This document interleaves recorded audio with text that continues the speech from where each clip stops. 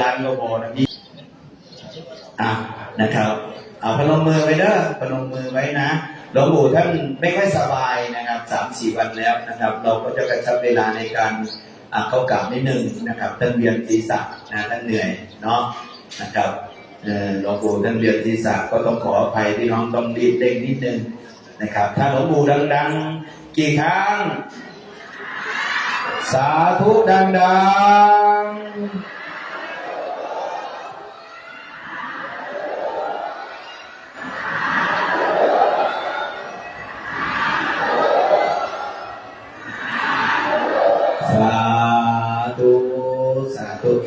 สาธุนะนี่ก็นะท่านไม่สบายนะท่านออกมาหาลูกหลานแต่เราก็ช่วยกันนะครับกระชับเวลาให้หลวงปู่นิดนึงนะครับในการเข้ากราบเนาะนะครับโอเคใครมีกระเป๋าเปิดซิปกระเป๋ารับทรัพย์รับโชคเอาไว้เด้อนะครับเปิดซิปกระเป๋าไว้ที่ตักตัวเองนั่นแหละนะครับเดี๋ยวให้น้องก็โยงผ้ามานะครับเดี๋ยวหลวงปู่จะรับปากผ้าปูประเคนแล้วท่านจะเมตตาในฐานจิตเสกวัตถุมงคลและเสกพวกเราไปด้วยทุกคนสาธุดังๆนะครับตั้งจิตตั้งใจเด้อนะครับเดี๋ยวรอรับพรจากคณะพระสงฆ์และจากองค์หลวงปู่นะครับเนาะเดี๋ยวท่านจะเมตตาให้พรลูกหลานจะเสกลูกหลานไปด้วยทุกคนตั้งจิตตั้งใจพนมมือเด้อนะพนมมือขึ้นนะครับ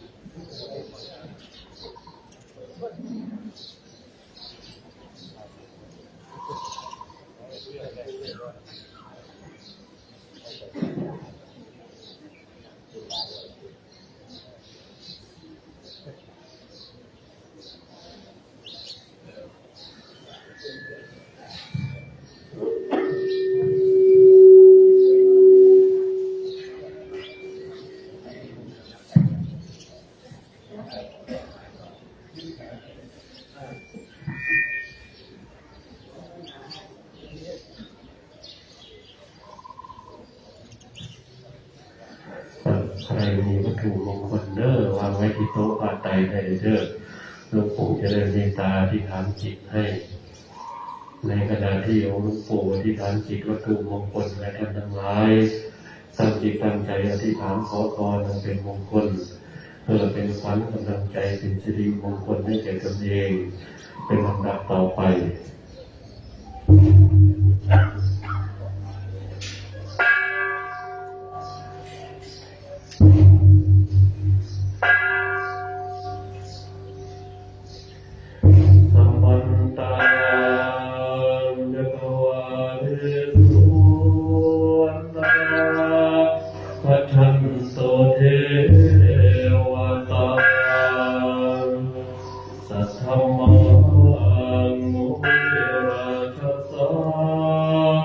สุนันโต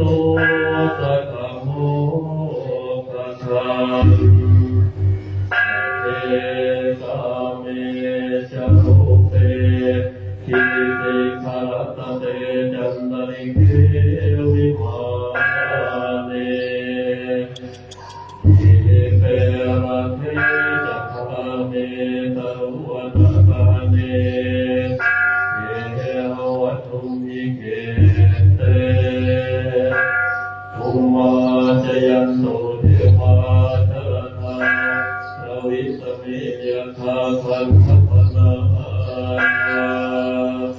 ทิทันตาสันติเกยังมุนิวารวัจนังสาธุเมตุนันโตสามะสวนาคาโรยังภัคคันตาธัมมะสวนาคาโรยังภัคคันตา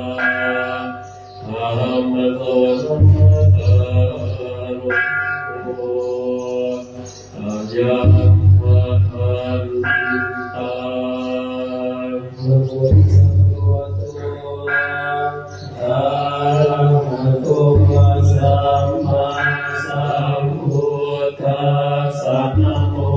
ตัสสะภะคะวะโตอะระหะโต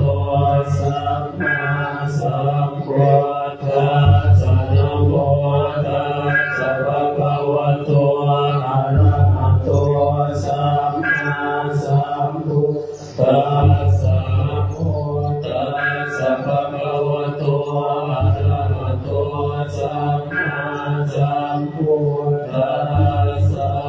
พุทธังสรณังคัจฉามิธัมมังสรณังคัจฉามิสังฆังสรณังคัจฉามิทุติยามปิพุทธังสรณังคัจฉามิทุติยามปิธัมมังสรณังคัจฉามิทุติยามปิสังฆังสรณังคัจฉามิตติยามปิพุทธังสรณังคัจฉามิตติยามปิธัมมังสรณังคัจฉามิตติยามปิสังฆังสรณังคัจฉามิปิโสภะคะวะอะระหังสัมมาสัมพุทโธวิชาจารณะสัมปันโนสุขโตโลกวิทูอนุตตโรปุริสธรรมสารติสัทธาเทวมนุษย์สานาพุทโธภะคะวะติสวากขาโตภะคะวตาธัมโมสันติติโกอาคาริโกเอหิปัสสิโกโอปนายิโกปัจจตังเวทิตาโพวิญโยทิติสุปฏิปันโนภะคะวะโตสาวกสังโฆอุชุปฏิปันโนภะคะวะโตสาวกสังโฆญาญปฏิปันโนภะคะวะโตสาวกสังโฆสัมมิจิปฏิปันโนภะคะวะโตสาวกสังโฆยะติทังจัตตาริปุริสายุคานิอัตตปุริสโภคลาเอสัพพะคะวะโตสาวกสังโฆอาหุเนยโยปาหุเนยโยตาคิเนยโยอัญชลิกะระนิโยอนุตตรังปุญญาเกตังโลกัสสาติอุเทมตยัญจักขุมาเอกราชาติสวันโนปตวิวะนาโสตังตังนะโมสามิหริสวันนังปตวิปปาสันตยาจักขุตามุนิวสังเยพระมนาเวตกุสาภะธรรมเมเตเมนะโมเตนะโมสายันตุนะมาตุโพธานังนะมาตุโพธิญาณโมวิโภตานังนะโมวิโภติญาณิมังโตปะริตังกาตวะโมโลจติเอตนาเอตยังจักขุมันปตวิปภาโสตังตังนะมาสาภิหริสัมมานังปตวิปภาสังตยังวิหาเรมุนาติเมภามนาเวนะกุสาภะธรรมเมเตเมนะโมเตจะมังอุโภตานังนะมาตุโพธิญาณโมวิโภตานังนะโมวิโภติญาณโสปะริตังกาตวะโมโลวะตมะกะปะเยติชยันโตโหติยาโมเลตากยานังนันติว วิจโยวิจยาสุจยังกะเรอปลานิกปานันติสิเสปตวิโภกะเรอภิเสเกสาภพุทธานังอาคังตัวปะโมนติสุนาคาตังสุมังคังสุภาคาตังสุโอนิสุขันโนสุโมโตจัสยิตังรัมมจาริสุปทากินังกายกรรมังวาจากรรมังปทากินังปทากินังมโนกรรมังปณิทิเตปทากินังปทากิโนนิกาตวานรคันตาเทปทากิเน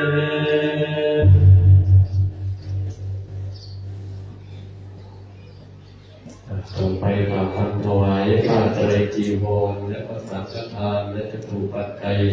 โดยพร้อมเยียบกันว่าโมพร้อมกันเด้อนะโมตัสสะภะคะวะโตอะระหะโตสัมมาสัมพุทธัสสะนะโมตัสสะภะคะวะโตอะระหะโตสัมมาสัมพุทธัสสะนะโมตัสสะภะคะวะโต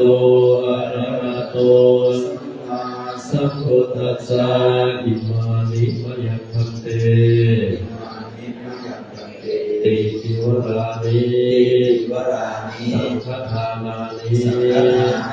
จตุปัจจยานิภิกขุสังฆสาโนชยามะสาธุโลภันเตภิกขุสังโฆอิมานิติจิวรานิสังฆทานานิจตุปัจจยานิปฏิคันหาตุอัมหากาอิคารตาอิตายะสุขายะข้าแต่พระสงฆ์ผู้เจริญข้าพเจ้าทั้งหลายน้อมถวายผ้าไตรจีวรพร้อมสังฆทานและจตุปัจจัยกับทั้งของที่เป็นบริวารทั้งหลายเหล่านี้ของข้าพเจ้าทั้งหลายเพื่อประโยชน์และความสุขความเจริญแก่ข้าพเจ้าทั้งหลายครอบครัวของข้าพเจ้าทั้งหลายสิ้นกาลและนานเถิดสาธุขอถวายมาได้ที่โต๊ะนักประเคนเลยเด้อเพราะว่าหลวงปู่ได้รับของทางพระนักประเคนและก็จับพระนักประเคนอยู่ต่อไปท่านทั้งหลายเตรียมตัวกรวดน้ำนับพรยะถาวะริวะหาปุราปริปุเรนติสาคลังเอวเมวะอิโตทินังเปตานังอุปกปติอิทธิตังปฏิตังตุมหังคิปะเมวะสมิจจโตสัพเพปุเรนโตสังกปาจันโนปนะละโสยะธามณิโชติละโสยะธาสัพพิโยวิวัจจันตุสัพพะโลกวินาศตุมาเตสวันตรายโยสุขิธิคายุโกภวะอภิวันติเตสะเนจังโหทาปัจจายโนจัตตารโอวัฏันติอายุวันโนสุขังภาลังสาธุสาธุสา ธุอนุโมทามิสาธุสาธุสาธุ